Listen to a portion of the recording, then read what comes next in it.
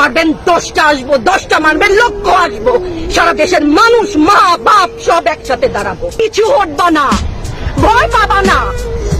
তোমাদের শিক্ষক আমরা লজ্জা পাই, তোমাদের থেকে শিখেছি। মানুষ করার জন্য আমাদের কাছে শিক্ষকদের কাছে পাঠিয়েছিল, কি জবাব দিব?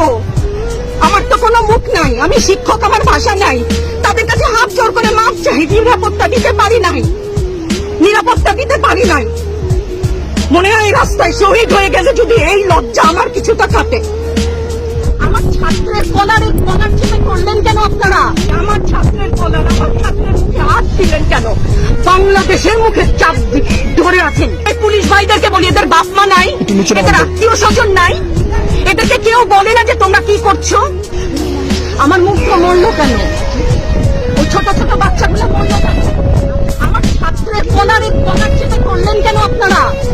আমার ছাত্রের কলার অনেক মূল্যবান, যেখানে দাঁড়িয়ে আছি ভাষা, সেই জায়গায় দাঁড়িয়ে বলি আমার ছাত্রের কলার, আমার ছাত্রের মুখে হাত দিলেন কেন?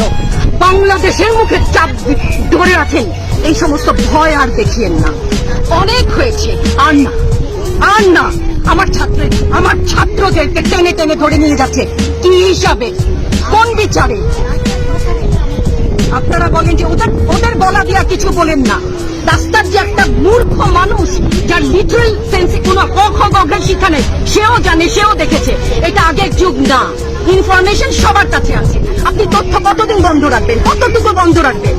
এই সমস্ত মিথ্যাচার করে ওনাদেরকে ছোট হতে, হাস্যরসের পাত্র হতে প্লিজ একটু অনুরোধ করেন।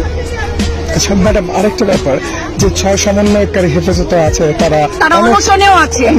আমার বাচ্চাগুলো না খেয়ে আছে, আমার বাচ্চা, আমাদের বাচ্চা না খেয়ে আছে। আপনাদের ঘরে নাই? এই পুলিশ ভাইদেরকে বলি, এদের বাপ মা নাই, এদের আত্মীয় স্বজন নাই, এদেরকে কেউ বলে না যে তোমরা কি করছো? এদের সন্তানরা পেছনে নাই, এদের সন্তানদেরকে, এদেরকেও তো আমরা বড় করেছি, এদেরকেও তো আমরা শিক্ষা দিয়েছি। চালানগুলি আমাদের উপরে। আমার শিক্ষকের গায়ে হাত, কত বড় ঔদ্ধত্যপূর্ণ আচরণ! আর হবে না তো, আসেন চালানগুলি তুলে নিয়ে যান, সেই 71-এর মতো তো।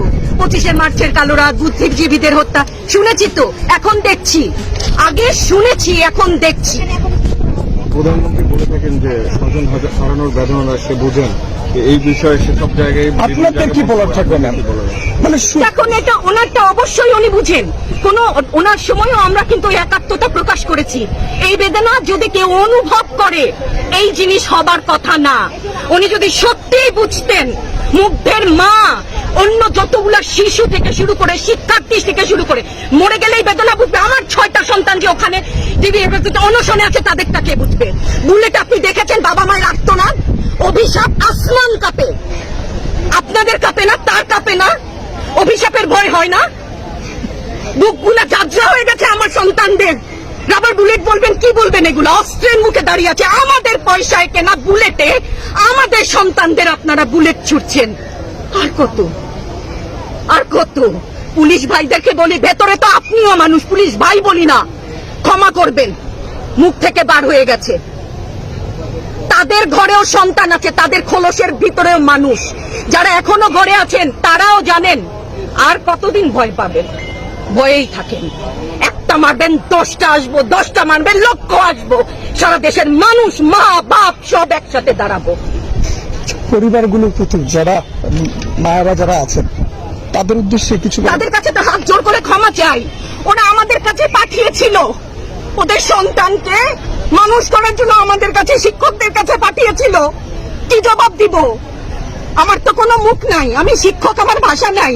তাদের কাছে হাত জোর করে মাপ চাই, নিরাপত্তা দিতে পারি নাই, নিরাপত্তা দিতে পারি নাই।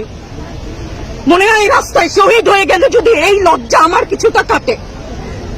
ওদেরকে বলবার আমার কিছু নাই। প্রশাসন এবং সরকারের পক্ষ থেকে বলা হচ্ছে যে এই আন্দোলনের ভিতরে তৃতীয় পক্ষ এবং জঙ্গি বলেন না, এই বিষয়ে আমি হিজাব পরি বলেন আমি হচ্ছে গিয়ে জঙ্গি, আরো বলেন না যারাই প্রতিবাদ করছে জঙ্গি। হ্যাঁ, 71-এর সময়ের জঙ্গি যদি চেহারা অমন হয়, 24-এর জঙ্গি চেহারা এরকম হবে। তাহলে গত কিছুদিনে বাংলাদেশ থেকে যে পরিমাণ গ্রেফতার হয়েছে, তাতে দেখা যাচ্ছে যে 85% সাধারণ মানুষ, যারা কোনো দল করে না। এই বিষয়ে দল করলেও বা ক্ষতি কি? আমাকে প্রশ্ন, এই বিভেদটা তো সারা জীবন টেনেছে। না, তাদেরকে গ্রেফতার করা হয়েছে। হ্যাঁ, দেশটা তো এমনিই করছে। দল করলেই কেন, দল করা এটা স্বীকৃতি দিতে হবে, দল করলে ক্ষতি কি? অধিকারই তো চাচ্ছি, সাধারণ মানুষের অধিকার চাচ্ছি, ক্ষতি কি? কেন বারবার আমাদেরকে এই কথাটা শুনতে হয়? এই বিভাজনের সুযোগ তো তারা বারবার নিয়েছে, আবার কেন? ক্ষমা করে ধন্যবাদ। আপনার সন্তান পিছু হটবা না, ভয় পাবা না। তোমাদের শিক্ষক আমরা লজ্জা পাই, তোমাদের থেকে শিখেছি। তোমরা যেমন আছো আমরাও আছি, যতদিন না 9 দফা ওদের মানা হয় ততদিন মাঠ থেকে সরবো না। লাস্ট একটা কথা। নিরাপদ না তো, আপনি নিরাপদ? সংবাদ কর্মী আপনি কি আত্মসম্মান বিসর্জন দিয়ে বিভিন্ন নিউজ, লেবুর বাম্পার ফলন নিউজ করতে হচ্ছে না? আপনারও লজ্জা লাগছে না আত্মীয় স্বজনের কাছে মুখ দেখাতে? পারছেন না তো, আপনার হয়ে আমি লড়ছি, আমাকে সহায়তা করেন। Thank you.